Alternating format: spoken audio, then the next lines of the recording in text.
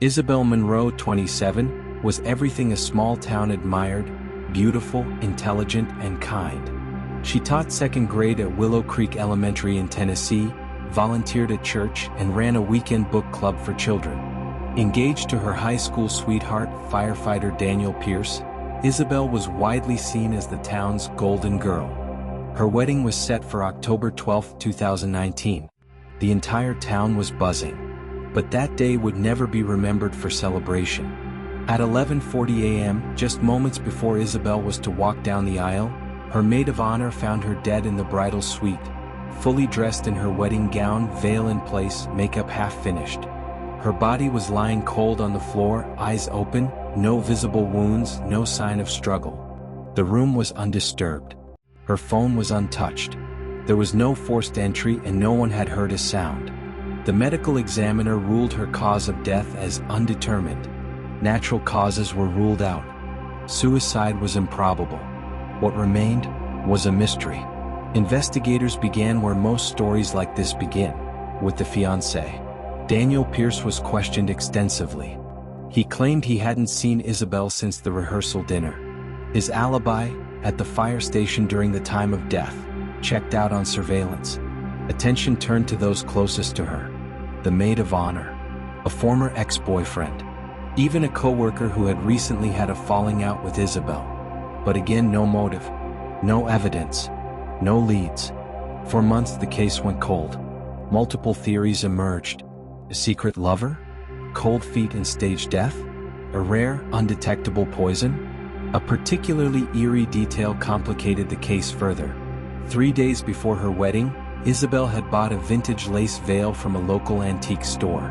The owner later told police she had warned Isabelle. The veil had belonged to a 1920s bride who died mysteriously on her wedding day.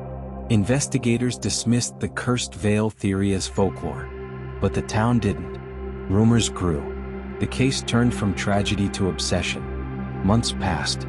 Then a breakthrough, not from forensics or witness testimony, but from an anonymous letter. She was never alone. The mirror saw it all.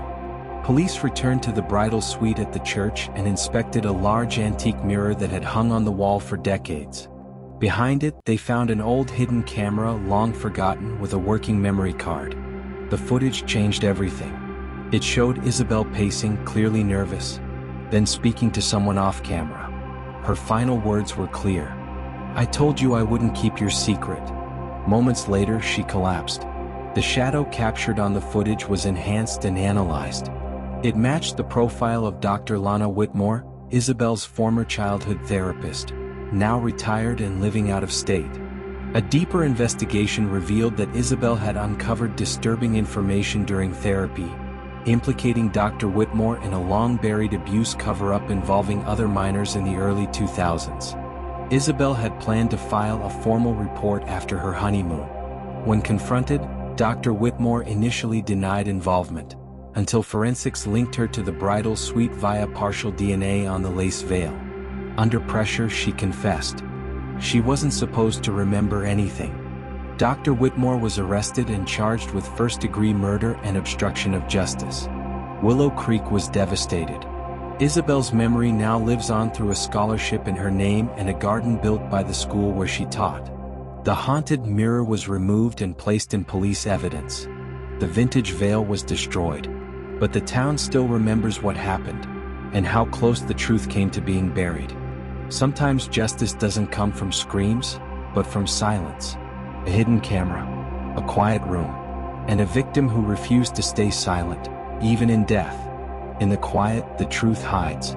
But someone always sees, and silence is not the same as innocence. The silent witness remains.